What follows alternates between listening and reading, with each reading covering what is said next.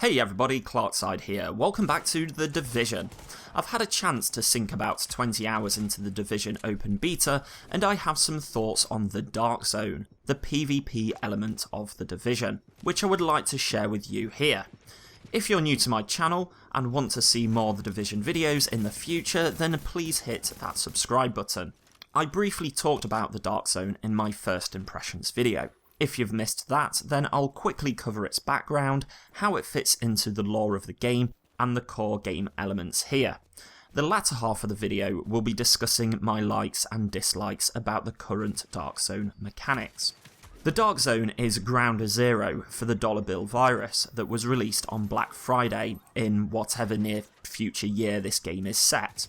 The Joint Task Force, JTF, and other emergency services poured into this area to lock it down and try and contain the virus. When everything else went to hell and descended into chaos, the JTF pulled out, leaving high-tech gear behind. The street gangs then flooded in to claim the gear for themselves. As an agent of the Division, the main lure or objective of going into this highly contaminated area is to kill the AI mobs and reclaim the weapons and gear. Also dotted around the map are gear chests which respawn intermittently. The best loot is usually hidden behind a high tier enemy and or requires a Dark Zone key to unlock the chest.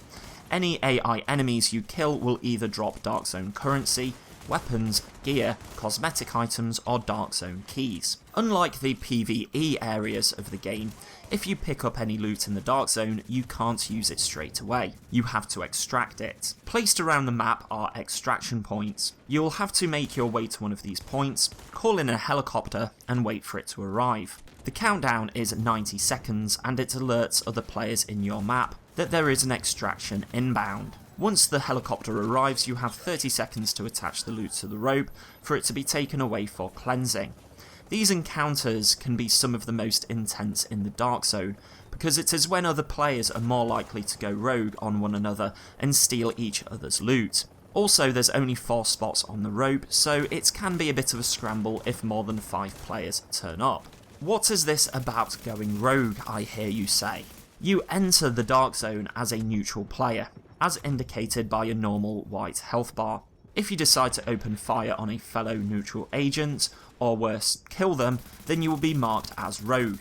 Your health bar will turn red, you'll get a fetching red skull next to your gamer tag, and a countdown timer will begin. If you outlast the countdown timer without being killed, then you get a small reward. The incentive for other players to kill rogue agents is that they can collect a reward in Dark Zone dollars. They can raid the rogue agent's body for loot, and they can do all this without getting the rogue status themselves, because essentially they're being the good guys and upholding the code that the agents of the Division adhere to. Okay, so what happens if a rogue player keeps going on a killing spree whilst they have a bounty on their head? With each kill, their timer will increase, making it more difficult to outlast. Once they kill 5 agents, then they gain a manhunt status, where the icon next to their name turns to yellow and red, and the bounty gets much larger. Also, they will now be marked on the map to the entire server.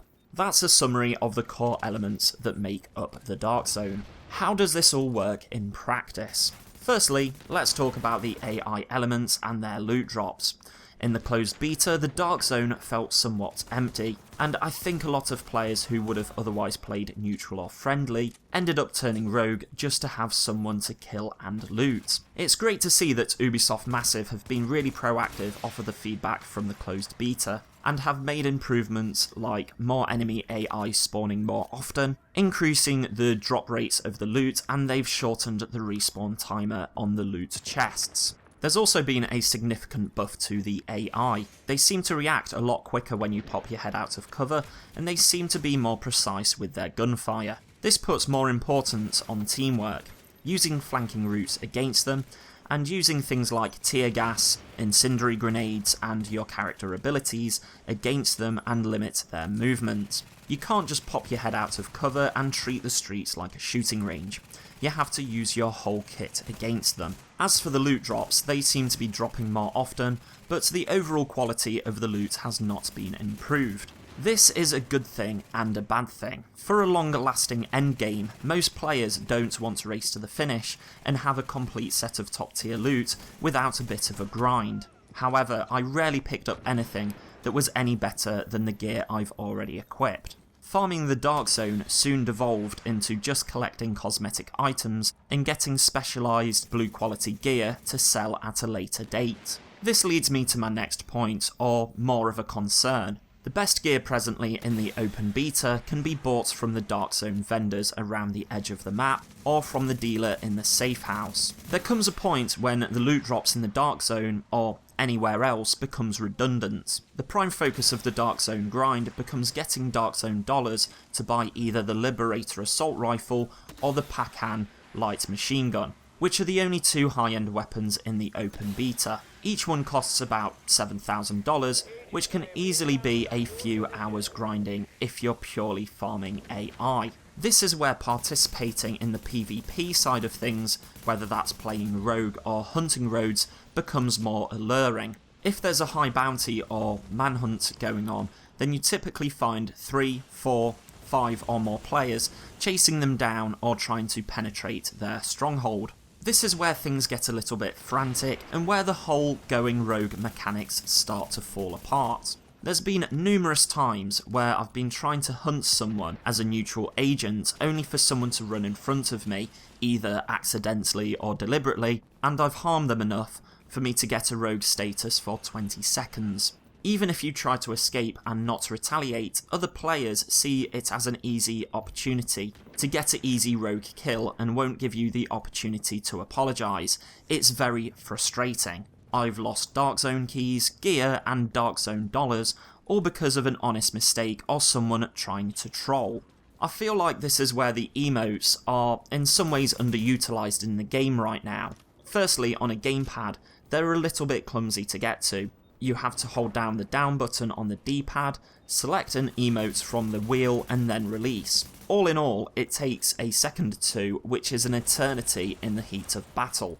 If there was some way of adding an emote as a shortcut, then it would give you the opportunity to run away, get to cover and then use an emote to say sorry or show that you're harmless. A further improvement would be that if you use the surrender emote, or even better, a sorry emote that isn't currently in the game, then it would penalise any player that kills you. Just to make sure that this system doesn't get abused, you could only use the emote if you're currently in the initial 20 seconds bounty that you get from damaging, not killing another player. Furthermore, if you happen to damage another player again after you use the emote, then you go straight to the next tier of bounty. Using said emote also has a cooldown, where if you damage another player accidentally or purposefully after the bounty has expired, but say within 1 or 2 minutes, then you can't use the emote again. This means the honest players play more mindfully to avoid situations where they could catch a neutral player in their crossfire, but also minimises trolling. At the moment, it's quite common to see players bait you or troll you into turning rogue by getting in the way of your gunfire, or by taking 1 or 2 shots to damage you but not enough for them to turn rogue themselves, in the hope that you'll retaliate and turn rogue yourself. It's by no means a perfect system, but I feel like this addition would improve the Dark Zone experience and help players who don't want to turn rogue accidentally. If you've got any suggestions or see any pitfalls to my idea, then please share your thoughts in the comments below. I also think that there needs to be some kind of balancing done with how rogue players appear to other people and how they are rewarded. At the moment, if you get a manhunt status, then you're constantly marked for other players. Even if they don't have line of sight on you, they essentially have wall hacks all the time you carry the bounty. Furthermore, you're marked on the minimap to other players who aren't actively seeking you out. A better system would be if a player gets line of sight of you, then you're marked even behind cover for, let's say, 10 seconds. To all other players in your area, you ping on their minimap once every 20 to 30 seconds. At the moment, you get about 500 to 700 Dark Zone dollars for surviving a manhunt. I feel like this should be put up to something like $1,000, considering how difficult it is to survive as a target. For this to work, Ubisoft would have to take out a few of the cheese spots that are currently in the map. There's a couple of rooftop spots that I can think of that are almost impenetrable.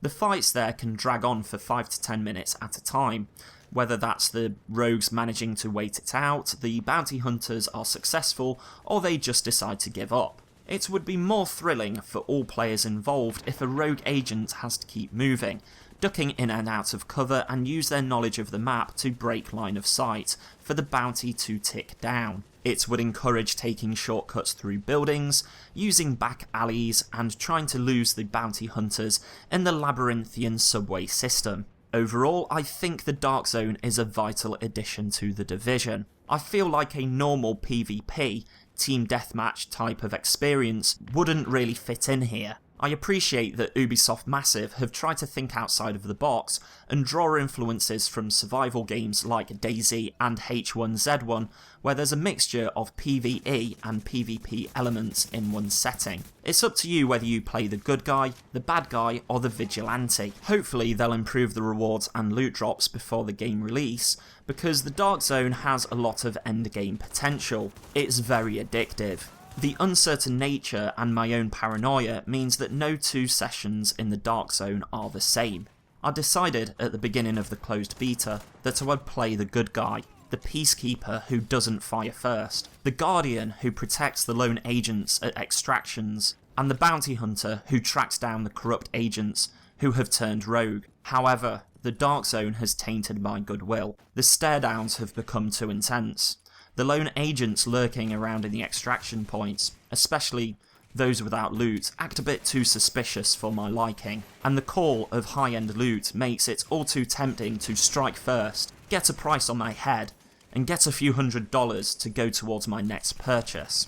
Fellow agents, if you enter the Dark Zone with pure intentions, then I hope you have more integrity than me. Don't let the darkness creep into your soul. Take a step out into the Manhattan streets and walk amongst the citizens to remind yourself that it is the city that you're fighting for, and not your own ends. And that, ladies and gentlemen, is a wrap. I want to thank you all for watching. Drop me a comment and a like if you found this video useful. And hello newcomers, don't forget to subscribe to stay up to date with all my latest The Division videos. Until the next time, this is Clarkside signing out.